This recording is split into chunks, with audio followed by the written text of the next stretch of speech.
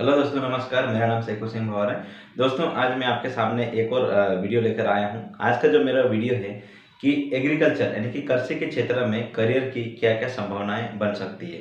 दोस्तों, ये वीडियो मेरे को इसलिए बनाना पड़ा क्योंकि अधिकतर हमारे ग्रामीण क्षेत्र के लोग कृषि सब्जेक्ट लेकर 11वीं-12वीं कर तो लेते हैं, लेकिन 11वीं-12वीं के बाद वो आगे कृषि के क्षेत्र में अपना करियर नहीं बना पाते हैं और दूसरी दिशा में करियर बनाने के लिए चले जाते हैं। तो उन लोगों के लिए वीडियो है।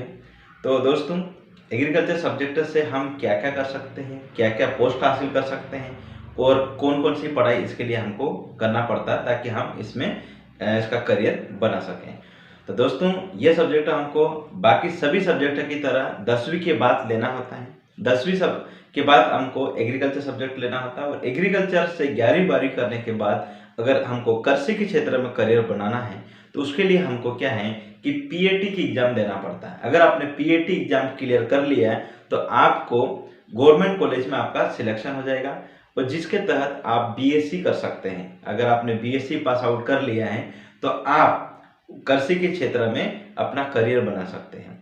अगर आपने बीएससी के बाद अगर आपने एमएससी कर लिया है, एंट्रेंस एग्जाम पास करके अगर आपका एमएससी में सिलेक्शन हो गया है तो आप कृषि से एमएससी कर सकते हैं और एमएससी करने के बाद आप शिक्षा के क्षेत्र में अपना योगदान दे सकते हैं।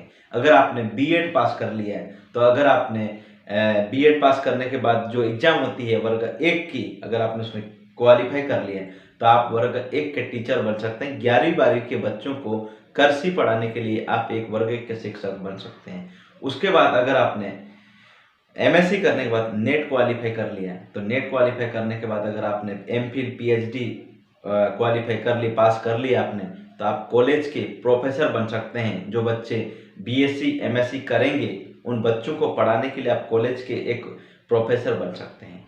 तो एक बहुत अच्छा करियर का अवसर होता है एग्रीकल्चर सब्जेक्ट में करियर बनाने के लिए। उसके बाद अगर हम एग्रीकल्चर से पढ़ाई करने के बाद, बीएससी करने के बाद, एमएससी करने के बाद, मतलब जो एग्रीकल्चर से बीएससी और एमएससी करने के बाद हमारी जो पोस्ट होती है वो बहुत सारी पोस्ट होती है, जिसमें हमारा ग्रामीण कृषि विस्तार अधिकारी होता है, उद्यानिक कृषि विस्तार अधिकारी होता है, कृषि अधिकारी होता है जो कि बैंक में लोन दिलाने का काम करता है किसानों को। तो उसके बाद हमारा जो होता है वरिष्ठ कृषि डेवलपमेंट अधिकारी होता है, वरिष्ठ उद्यानिक अधिकारी होता है।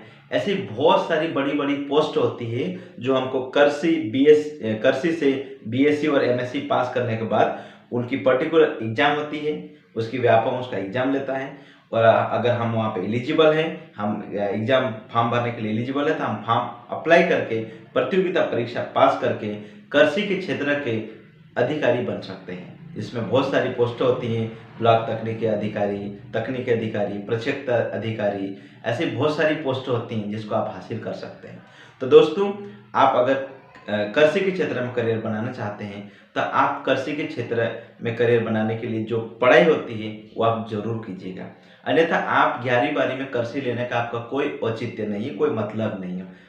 अगर आपने लिया है सब्जेक्ट तो आखिरी तक उसकी पढ़ाई करें और उसके बाद जो भी प्रतियोगिता परीक्षा होती है कृषि के लिए, जो अधिकारी बनने के लिए, वो एग्जाम को आप पास कीजिएगा और अधिकारी बने तो आपका जो कृषि से पढ़ाई करने का मतलब है। अधिकतर बच्चे कृषि के बाद 12वीं पास कर लेते हैं, बीए कर लेते हैं। बीकॉम तो हालांकि होता नहीं, बीकॉम कॉमर्स से होना चाहिए, लेकिन बीए अधिकतर करते हैं। तो अगर आपने कृषि से 12वीं पास किया है तो बीए करने की क्या जरूरत है। आप बीए तो जो आर्ट वाला बच्चा करता ही करता है, अदर बाकी सब्जेक्ट वाला बच्चा जिसको ज़्यादा नॉलेज नहीं है तो करता ही करता है। तो हमको अगर हमको अपने सब्जेक्ट में करियर बनाना है तो उस ओर पढ़ाई कीजिए ना।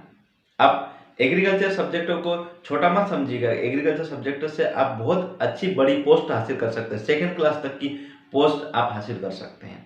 तो आपसे निवेदन है कि अगर आपने सब्जेक्ट का चयन किया है तो आप अपने सब्जेक्ट में करियर बनाएं, अपने कृषि के सब्जेक्ट में करियर बनाएं, कृषि के क्षेत्र के अधिकारी बने तो आपका सब्जेक्ट काम का, अन्यथा कोई मतलब नहीं 11वीं-12वीं पढ़ने के लिए। तो मैं यही बात आपको बताने के लिए वीडियो बनाया हूँ।